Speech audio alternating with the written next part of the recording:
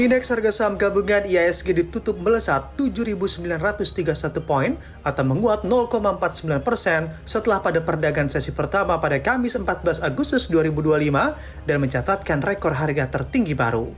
IHSG terbang 0,93% atau naik 73,07 poin ke level 7.965 dan menjadi rekor perdagangan tertinggi intraday.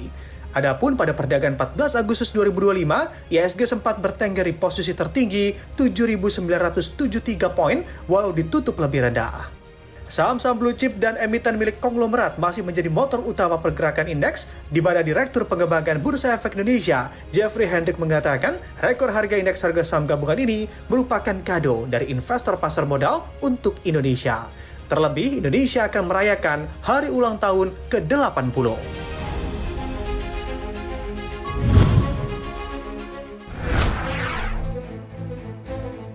Kementerian Energi dan Sumber Daya Mineral (ESDM) memproyeksikan hingga tahun 2040 kebutuhan investasi untuk merealisasikan proyek hilirisasi mencapai 618 miliar dolar Amerika Serikat atau sekitar 10.084 triliun rupiah.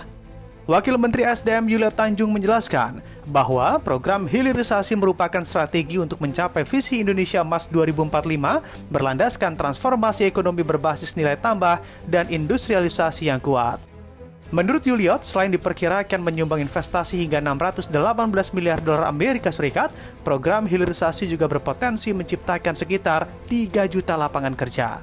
Adapun sektor migas dan minerba diperkirakan menjadi tulang punggung utama, menyumbang sekitar 91,7% dari total investasi. Di samping itu, Satuan Tugas Hilirisasi dan Ketahanan Energi Nasional juga telah menyusun prastudi kelayakan untuk 18 proyek hilirisasi dengan total nilai investasi 618,3 triliun rupiah yang berpotensi menciptakan sekitar 274.000 lapangan kerja baru.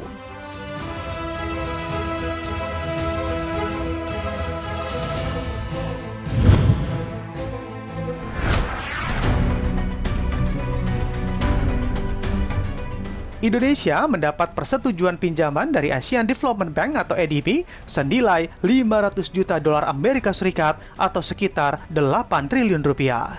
Pinjaman berbasis kebijakan ini diberikan untuk memperkuat proses modernisasi sistem perpajakan Indonesia. Modernisasi diharapkan akan meningkatkan efisiensi pemungutan pajak, meningkatkan kesetaraan, dan memperkuat ketangguhan fiskal sehingga hasil pungutan pajak dapat mendanai layanan publik yang sangat penting dan sasaran pembangunan jangka panjang. Hal ini menandai subprogram pertama dari 3 subprogram di bawah program mobilisasi sumber daya domestik Domestic Resource Mobilization (ADB) untuk Indonesia. Prakarsa ini akan membantu Indonesia memperkuat kerangka kebijakan pajaknya, meningkatkan kepatuhan, dan mengurangi penghindaran pajak. ADB juga memperkirakan bahwa subprogram pertama ini akan meningkatkan rasio pajak terhadap PDB Indonesia hingga 1,28 poin persentase pada 2030, sehingga menciptakan ruang fiskal untuk pertumbuhan dan investasi yang berkaitan dengan kesejahteraan. Berbagai reformasi tersebut juga akan membantu mempercepat kemajuan Indonesia menuju status negara berpenghasilan menengah ke atas.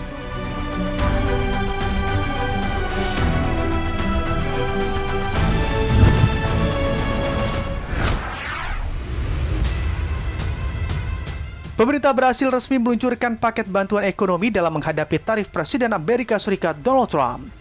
Paket tersebut bernilai 30 miliar real setara dengan 5,6 miliar dolar Amerika Serikat atau 90,14 triliun rupiah untuk membantu perusahaan lokal yang terpukul imbas tarif Trump. Paket ini mencakup pemberian kredit, penundaan pembayaran pajak untuk bisnis terdampak, serta perombakan dana jaminan ekspor yang dikelola Bank Pembangunan Brasil atau BNDES. Dana tersebut akan menanggung resiko dalam kredit terkait ekspor. Langkah ini diambil usai Menteri Keuangan Amerika Serikat Scott Bessent membatalkan pertemuan dengan Menteri Keuangan Brazil Fernando Haddad di tengah negosiasi tarif 50% yang masih berlangsung. Presiden Luiz Inácio Lula da Silva menegaskan tidak menutup kemungkinan adanya aksi balasan meski ia mengutamakan jalur diplomasi. Pemerintah Brazil juga akan meminta persetujuan Kongres agar 9,5 miliar real dari total biaya paket dikecualikan dari target fiskal. Sekitar 5 miliar real akan digunakan untuk program insentif ekspor dan 4,5 miliar real untuk menjamin dana bantuan bagi eksportir.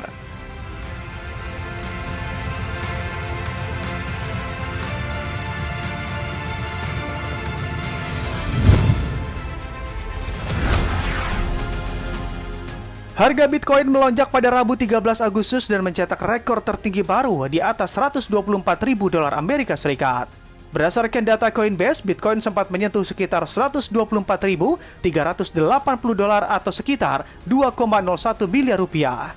Kenaikan juga terjadi pada Ether, aset kripto terbesar kedua di dunia, menembus level 4.750 dolar Amerika Serikat. Sementara harga Bitcoin per 14 Agustus pada pukul 14 waktu Indonesia Barat turun ke 121.953 dolar Amerika Serikat. Analis Bitbull Capital, Jody Spackwell menjelaskan, kenaikan ini dipicu aliran dana masuk yang kuat ke ETF Bitcoin, adopsi institusional yang berkelanjutan dan kondisi makro yang mendukung dengan potensi pemangkasan suku bunga. Ia menambahkan, momentum investor semakin menguat setelah Bitcoin menembus level resistensi sebelumnya. Sementara itu, Managing Partner Soliant, Tim and Necking menilai rekor tertinggi baru ini baru awal dari kenaikan yang lebih besar. Ia menyoroti adanya pergeseran fundamental di pasar Bitcoin, di mana semakin banyak perusahaan negara hingga investor besar yang mulai mengakumulasi aset tersebut.